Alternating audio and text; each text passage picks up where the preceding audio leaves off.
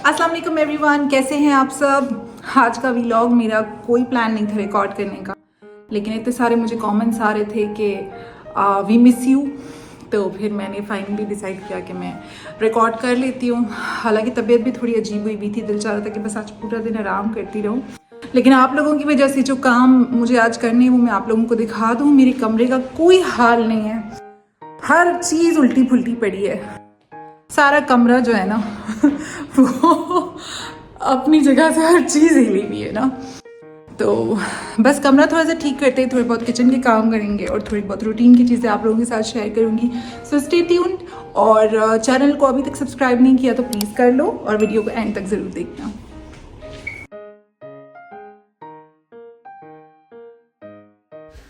हाँ जी, तो जैसे मैंने कहा कि पूरे कमरे का कोई हाल नहीं है, तो इस टाइम फिर मैं अपने कमरे को सेट कर रही हूँ। और जो लोग मेरे व्लॉग देखते रहते हैं उनको अंदाज़ा है कि मैं सबसे पहले जो कमरे की रीसेट का आगाज़ है ना वो बेड से शुरू करती हूँ।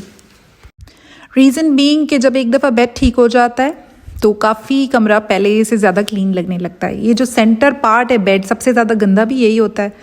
और फिर बीच में फिर मेरी बेटी आ गई थी, वो पुप्पू किया था उसने, तो मैंने वॉश करवाया। उसके बाद डायपर नहीं पहन रही थी, तंग हो रही थी डायपर में, तो खाली फिर मैंने इसको जीन्स पहना दी और साथ साथ मैं इसको वॉशरूम ट्रेन भी आहिस्ते आहिस्ते मैंने करना शुरू कर दिया है। तो दिन में काफ़ी टाइम मैं इसको डायपर फ्री रखती हूँ। बीच में तंग करती है, कभी कभी मुझे टाइम मिलता है तो वॉशरूम भी ले जाती हूँ साथ इसको आधे घंटे में, या जब भी मुझे याद आ जाता है। लेकिन जब फिर ना ले जाओ तो फिर बड़ा मसला होता है, काफ़ी सारे फिर इसके जीन्स पजामाज इस तरह गंदे होते रहते हैं। लेकिन मैंने काफ़ी क्वांटिटी में इसके जो है ना वो रफ़ पजामाज इस तरह रखे हुए कि चलो एक ख़राब करेगी तो दूसरा पहना दूंगी, दूसरा करेगी तो तीसरा पहना दूंगी। तो इस तरह जो इसका सेंस ऑफ है ना कि वॉशरूम जाने का जो सेंस है वो फिर इसका डेवलप होता रहेगा। यहाँ पर काफ़ी बेड मैंने जो है वो अपना ठीक कर दिया है। और काम देखने में तो बहुत आसान लगते हैं, लेकिन जब आप उनको करने बैठो ना तो इतना मुश्किल होता है। हर काम, हर चीज़ आपको टाइम भी मांगती है, मेहनत भी मांगती है। और वो जो व्लॉगर्स है ना, मैं अगर अपना एक्सपीरियंस शेयर करूं तो मैंने गलती की कि मैंने अपनी अम्मा से अपना चैनल शेयर कर दिया। वो मेरी मम्मा मेरी सारी वीडियोस देखती हैं और फिर वो मुझे डांटती हैं कि तुम इतने काम करती हो इस हालत में, और ये भी तुम करती हो, और ये तो हेल्पर से करवाया करो, और वो तो हेल्पर से करवाया करो। तो मैं उनसे अम्मियों को आदत नहीं होती अपनी बेटियों को काम करता देखने की। अपने घर में तो जब हम मैके शैके जाते हैं तो हम फुल चिल पार्टी करते हैं, तो उनको बिल्कुल नहीं आदत होती कि बच्चियाँ काम करती हुई हमें नज़र आएँ। या इतना ज़्यादा बेचारी मेरी बेटी जो है वो लगी होती है सारा दिन, लेकिन उन्हें नहीं पता होता कि हम लोग एक्चुअली अपने डे टू डे लाइफ में इतने बिजी होते हैं और एक्चुअली इतने सारे काम रोज़ाना की बुनियाद पर करने पड़ रहे होते हैं। वो नज़र आ रहा होता है जब वीडियो में, तो ऐसा लगता है कि शायद सारा दिन मैं यही करती रहती हूँ और बीच में आराम नहीं करती। तो ऐसा नहीं है, मैं आराम भी करती हूँ, और जिन दिनों व्लॉग्स नहीं अपलोड कर रही होती वो मेरा तकरीबन मैं अपना रेस्ट डे रखती हूँ। और छोटे बच्चों के साथ फिर अगेन आप क्या कर सकते हो, हर चीज़ उन्होंने उल्टी फुल्टी की होती है, हर चीज़ बिखेरी हुई होती है। फिर मुझे आइडिया होता है कि कौन सी चीज़ कहाँ रखनी है, कैसे संभालनी है। तो अब मदर्स को कौन ये बात समझाए। एनी हाउ मैं बस फुल टाइम लगी हुई थी, और जैसे मैं अपनी व्लॉग्स में बताती हूँ कि बस बिस्मिल्लाह पढ़ के मैंने आगाज़ किया था अपने घर के कामों का। काफ़ी चीज़ें तो सिमट चुकी थी, लेकिन ये जो मेरे बच्चों के टॉयज़ है ना ये नहीं ठीक होते। अल्लाह मतलब रहम करे कि ये लोग क्या करते हैं अपनी टॉयज़ के साथ। सारा कचरा कबाड़ एक टेंट में इन्होंने डाला हुआ है और सॉर्ट आउट नहीं करके रखते चीज़ें। मैं हर दफ़ा इनके ब्लॉग्स अलग करती हूँ, और जो इस तरह टूटे फूटे टॉयज़ हैं वो अलग करती हूँ, कार्ड्स वगैरह अलग करके रखती हूँ, बॉल्स अलग करके रखती हूँ कि जब खेलें तो फिर उनको आसानी हो। और फिर मेरा बेटा कहता है कि मेरे पास तो गाड़ियाँ नहीं है, मुझे गाड़ियाँ दिलाओ। जब भी शॉप पे जाओ गाड़ी गाड़ी गाड़ी करता। इतनी गाड़ियाँ भरी हुई हैं इसके टेंट में। जब मैंने अपने निकाल के रैक में इसको रखना शुरू किया गाड़ियों को, तो गाड़ियाँ ख़त्म ही नहीं हो रही ना, हर बार जो है हाथ में गाड़ी आती है। लेकिन फिर भी ऐसे मुंह बना के टॉय शॉप पे खड़ा होता है ना जैसे इसको हमने कभी ज़िंदगी में कोई टॉय दिलाया ही नहीं है। तो इतनी भरमार होती है कि मैं कहती हूँ कि निकालूं टॉयज़ घर से जितने निकल सकते हैं। तो बच्चों के साथ क्या करे बंदा। I know mothers can relate. खैर मैंने यहाँ पर अपने फुट मैट्स धो के 2 दिन पहले से सूखने के लिए रखे हुए हैं, लेकिन ये इतने मोटे मोटे फुट मैट्स हैं कि इन्होंने जल्दी नहीं सूखना होता। काफ़ी इन्होंने टाइम लिया, अच्छी तरह से इनको धूप लग गई। और इस दफ़ा मैंने धोए भी खुद थे ना, क्योंकि मैं बिल्कुल सेटिस्फाई नहीं होती जब हेल्पर धो के जाती है, तो वो मुझे गंदे गंदे लगते हैं। तो इस दफ़ा मैं खुद लगी हुई थी, ब्रश से रगड़ रगड़ के मैंने उनको अच्छी तरह से साफ़ किया है। फुट मैट से ना घर की लुक बहुत अच्छी लगती है, चेंज हो जाती है बिल्कुल। और मैं कोशिश करती हूँ कि हर डोर, जो एंट्रेंस डोर हो, वॉशरूम डोर्स हो, उनके बाहर फुट मैट्स रखूँ और उनकी वॉशिंग भी मैं रूटीन में करती रहती हूँ। और आप लोगों को एक टिप दूँ ना, अगर आप लोगों ने फुट मैट्स लेने हैं ना, तो जो ये लंडा बाज़ार वगैरह लगते हैं, आप ज़रूर वहाँ से जाके लें, क्योंकि ये आपको इतने रीज़नेबल 100 रुपीज़ के मिल जाते हैं। और ये इतने, आप एक दफ़ा इनको अच्छी तरह से वॉश कर लें और फिर आप इनको यूज़ करें। देखिए, जहाँ हस्बैंड का खर्चा बचा सकते हो वहाँ पर तो लाजमी बचाओ। क्या ज़रूरत है यार इतने महंगे महंगे 500 के और 800 के और हज़ार के फुट मैट्स हम खरीदें, जब हमें ये लंडा वाली शॉप से बिल्कुल 150 रुपीज़ के भी मिल जाते हैं। लेकिन 50 के जो है वो कराची में जो लंडा शॉप्स होती थी ना, वहाँ से बड़े अच्छे मिल जाते थे, यहाँ थोड़े महंगे मिलते हैं। फिर भी मैं तो यही वाले यूज़ करती हूँ यार, बहुत अच्छी क्वालिटी होती है, बहुत अच्छे चल जाते हैं। अच्छी तरह से आप उनको वॉश करके यूज़ करो तो कोई शर्म की बात नहीं है इसमें। क्या शर्म की बात है, जहाँ पर आपने तो किफ़ायतशारी से चलना पड़ता है ना, आपने सारे पैसे इन्हीं चीज़ों पे तो वेस्ट नहीं करने। और ये रेड वाला जो है वो मैं भी रिसेंटली लेकर आई थी, तो ये मैंने कहा कि यहाँ किचन में इसको बिछाती हूँ। पता नहीं है यहाँ पे बिछा हुआ कैसा लग रहा है, अच्छा लग रहा है कि नहीं लग रहा, लेकिन कम से कम जो डिशेस वगैरह हमारी वॉश होती रहती हैं और पानी नीचे गिरता है, तो उसके लिए तो बिल्कुल बेस्ट है ना। काफ़ी अच्छा मोटा है और सोकिंग है, सोक कर लेगा। और फिर कलर भी ऐसा है ना जो इजीली गंदा होगा तो नज़र नहीं आएगा। वाइट वाले ना फिर गंदे होते हैं तो नज़र आते हैं बहुत।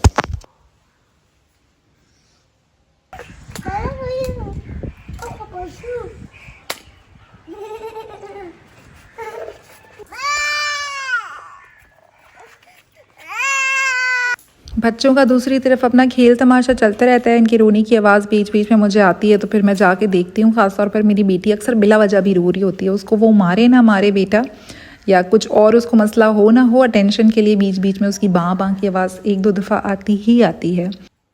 तो यहाँ पर कपड़े, कुछ जैकेट्स इस तरह से पड़े थे, मतलब जब उतारे थे तो उस टाइम हिम्मत नहीं थी उनको हैंग करके रखने की, तो अभी मुझे नज़र आए तो मैंने कहा कि इनको टाइमली हैंग करके रख लूँ, वार्डरोब को ठीक करके। तो फिर है, हस्बैंड की भी कभी अलमारी पे नज़र पड़ जाती है तो वो बड़े खुश होते हैं, कहते हैं कितनी सुघड़ है मेरी बीवी। लेकिन उन्हें ये नहीं पता होता कि जब कभी सुघड़ बीवी का दिल नहीं करता काम करने का तो फिर वो नहीं भी करती, हर वक्त तो नहीं आपका मूड होता। तो यहाँ पर ये चीज़ तो सिमट गई। और कमरा आप देख सकते हैं जी, बिफ़ोर एंड आफ्टर वाला मामला है तकरीबन।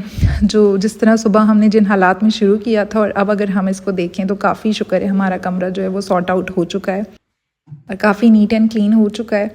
और सफाई भी मैंने करवा ली थी अच्छी तरह से, डस्टिंग भी कर दी थी, साथ चीज़ें समेट के रख दी थी। लेकिन फिर वही बात है, आपको सेटिस्फैक्शन कभी भी नहीं होती, कितना भी आप काम कर लो लेकिन आखिर में आपको कोई ना कोई चीज़ उसमें जो है ना वो मिसिंग ही नज़र आती है।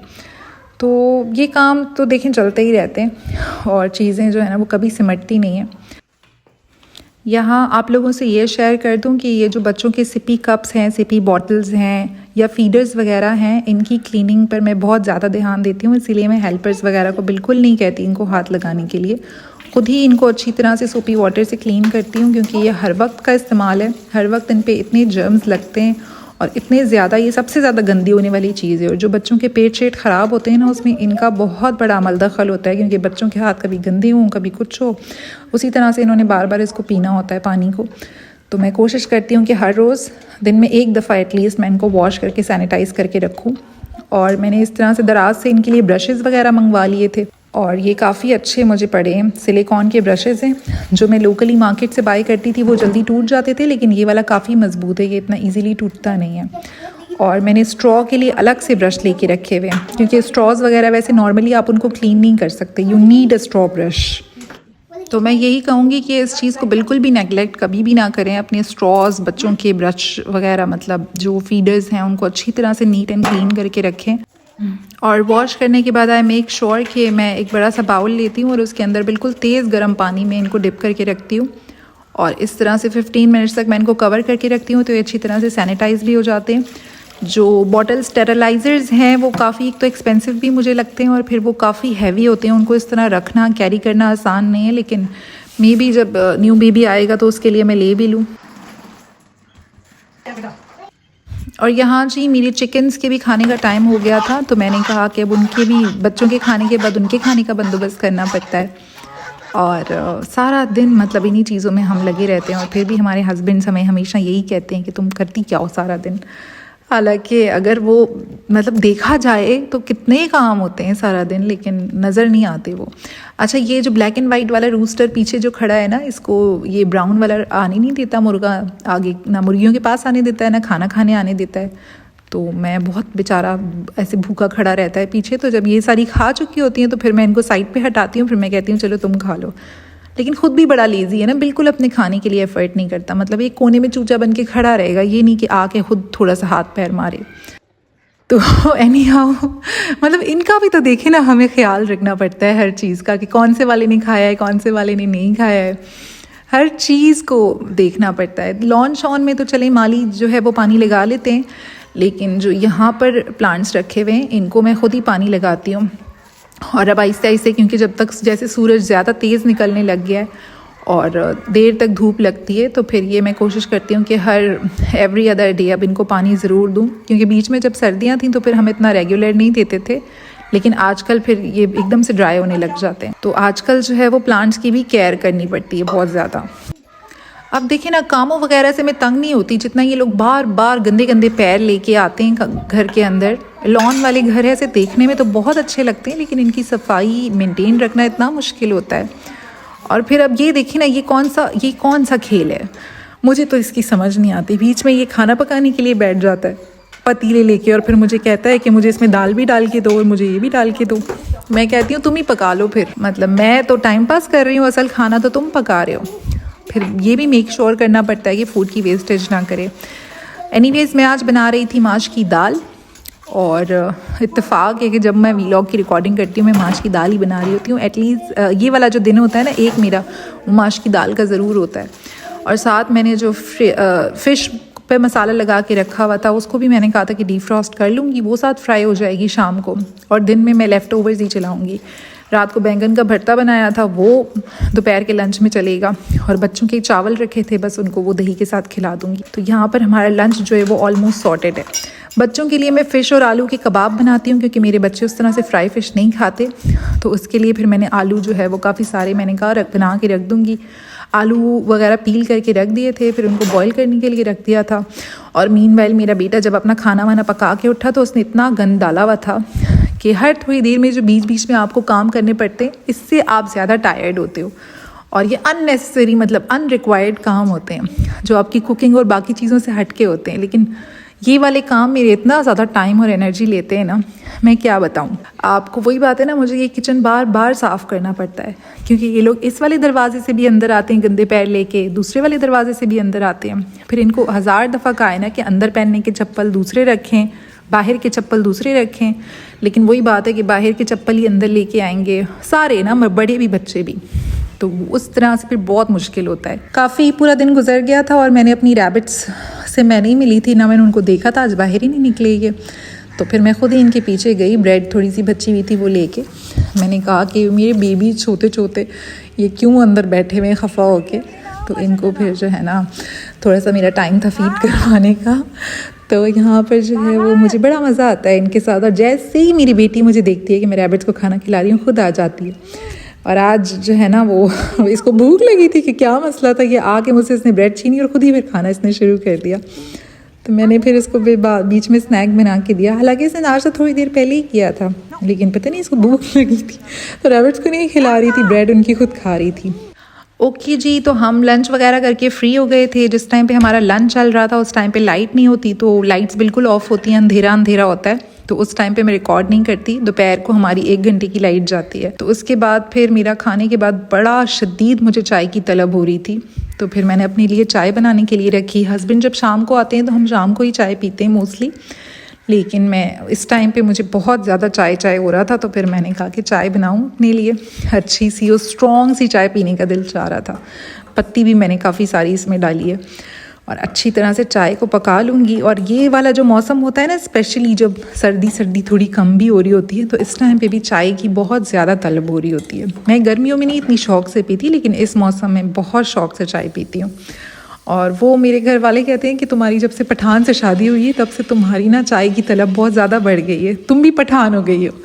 तो आई थिंक कि may be that is the reason. और चाय का कप लेके मैंने कहा कि इतनी मज़े की सी धूप लग रही है, जो दोपहर की बिल्कुल धूप होती है ना जाने जाने वाली, आजकल बहुत अच्छी धूप निकल रही है और 2-3 बजे के टाइम पे आफ्टरनून की बहुत ही अच्छी हो जाती है। फिर मैंने कहा कि बच्चों की भी थोड़ी सी खैर खबर लूँ, और मेरे बच्चे क्योंकि हैं पठान बच्चे तो वो भी फिर चाय का, बेटा तो मेरा इतना नहीं है शौकीन, लेकिन बेटी जब भी मेरी पड़ी हुई देखती है चाय या मेरे हाथ में देखती है तो उसने से बीच में 1-2 सिप्स लेने होते हैं, तो फ़ौरन चाय को देख के मुझे कहती है कि मम्मा चाय, माजू चाय। एनीवेज बस यही मेरा पूरा दिन था, ये दिन की रूटीन थी, मॉर्निंग टू इवनिंग कह लें एक तरह से, क्योंकि इसके बाद फिर मैं अपना वीडियो वगैरह एडिट करूँगी, वॉइस ओवर करूँगी। खाना मैंने माश की दाल तो बॉईल करके रख दी है, फ़िश भी निकाल के रख दी है, बस वो बन जाएगा और तकरीबन दिन मेरा इस टाइम तक सॉर्ट आउट हो चुका होता है, इसलिए मैं इतनी आपको रिलैक्स बैठी हुई नज़र आ रही हूँ। असल जो मुझे टेंशन होती है ना, वो सुबह उठ के जो नाश्ता ख़त्म करने के बाद जो मैस मचता है उस टाइम मुझे होती है।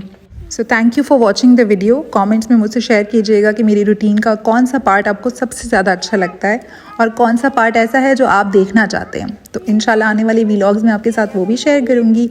अपना ख्याल रखिएगा। अगली वीडियो तक के लिए दें इजाज़त। अल्लाह हाफ़िज़।